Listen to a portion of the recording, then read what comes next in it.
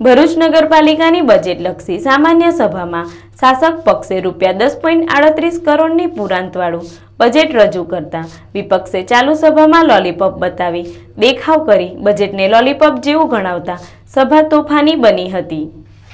ભરૂચ નગરપાલિકાની બજેટલક્ષી સામાન્ય સભામાં શાસક પક્ષે ₹30.38 કરોડની પુરાંતવાળું બજેટ રજૂ કરતા વિપક્ષે ચાલુ સભામાં લોલીપોપ બતાવી દેખાવ કરી બજેટને લોલીપોપ જેવું ગણાવતા સભા તોફાની બની હતી। આજરોજ ભરૂચ નગરપાલિકાના સભાખંડમાં બજેટલક્ષી સામાન્ય સભા મળી હતી। નગરપાલિકા પ્રમુખ સુરભીબેન તમાકુવાલાની અધ્યક્ષતામાં મળેલ સામાન્ય સભામાં શાસક પક્ષે વર્ષ 2019-20ના વર્ષ માટે ₹120.18 કરોડનું ₹10.38 કરોડની પુરાંતવાળું બજેટ રજૂ કરતા જ વિપક્ષે બજેટ મંજૂર કરતા પહેલા તેના પર ચર્ચા માંગતા જ સભા શરમાઈ હતી। વિપક્ષે બજેટને લોલીપોપ ગણાવી ચાલુ સભામાં લોલીપોપ બતાવી દેખાવ કરતા શાસક અને વિપક્ષ વચ્ચે શાબ્દિક ટપાટપી થઈ હતી।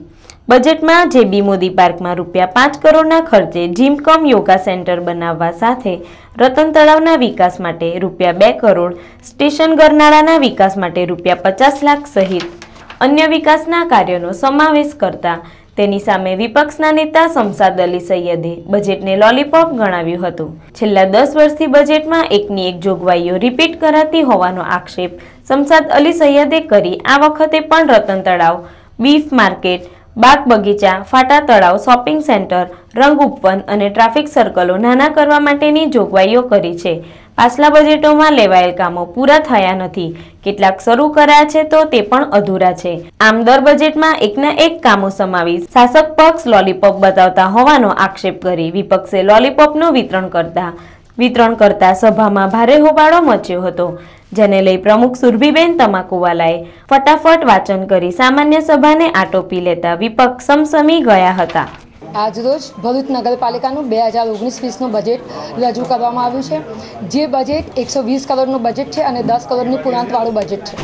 આ બજેટમાં શહેરના વિકાસના ઘણા બધા કામો મૂકવામાં આવ્યા છે, જેમાં કતપો દરવાજા પાસે જે આવેલ બીફ માર્કેટ છે તેનું રિનોવેશન, આ ઉપરાંત શહેરના દાંડિયા બજાર વિસ્તારમાં આવેલ મચ્છી માર્કેટ નવું બનાવવાનું છે, તે ઉપરાંત કશક ગરનાળાનું રિનોવેશન આખું બનાવવામાં આવશે નવેસરથી। આ ઉપરાંત બીજા ઘણા બધા વિકાસના કામો અંદર બજેટમાં મૂકેલા છે।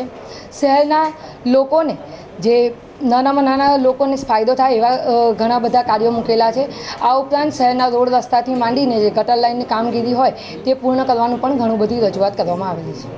વિપક્ષ દ્વારા તમામ મુદ્દે જ્યારે બજેટના તમામ મુદ્દે અમે હેડવાઇઝ ચર્ચા કરવા માટે પ્રમુખને બજેટમાં ચર્ચા કરવાનું અમે પ્રમુખશ્રીને કીધું, ત્યારે પ્રમુખશ્રી પોતે આજે જોહુકમી કરીને પોતાની હિટલરશાહી ચલાવીને શાસક પક્ષમાં આજે બહુમતીના જોરે તેમણે તમામ જે કંઈ બી એજન્ડાના કામો હતા તમામ એમણે પોતાના શાસક પક્ષના મતદાનના જોરે મંજૂર કરેલા છે। એમાં અમારી ખાસ કરીને બજેટના અંદર જે વિરોધ હતો કે ગત બજેટ કરતાં આ બજેટના અંદર 15% જે ઓછું બજેટ કરવામાં આવેલું છે, 15%નો કાપ મૂકવામાં આવેલો છે। જે બજેટની વાત કરીએ તો આ વખતે 10.38 કરોડનું પુરાંતવાળું બજેટ હતું અને ગત બજેટ કરતાં જે 140 કરોડનું બજેટ જે ગત 2018નું બજેટ 140 કરોડનું હતું ને આ બજેટ 120 કરોડનું હતું। શા માટે નગરપાલિકાને આ વખતે કાપ મૂકવામાં આવી? નગરપાલિકાએ જે ટેક્સીસમાં વધારો કરે છે, લોકોના દરેક પાણી ટેક્સ હોય, હાઉસ ટેક્સ હોય કે શોપ ટેક્સ હોય, દરેક ટેક્સોના અંદર જે વધારો કરે છે તે પછી બી નગરપાલિકા આજે નુકસાનમાં જઈ રહી છે તેવો આજે હાલ છે નગરપાલિકાનો। અને જે રીતે બજેટના અંદર નગરપાલિકા દ્વારા અવારનવાર દર વર્ષે ભરૂચની જનતાને એક લોલીપોપ આપવામાં આવે છે।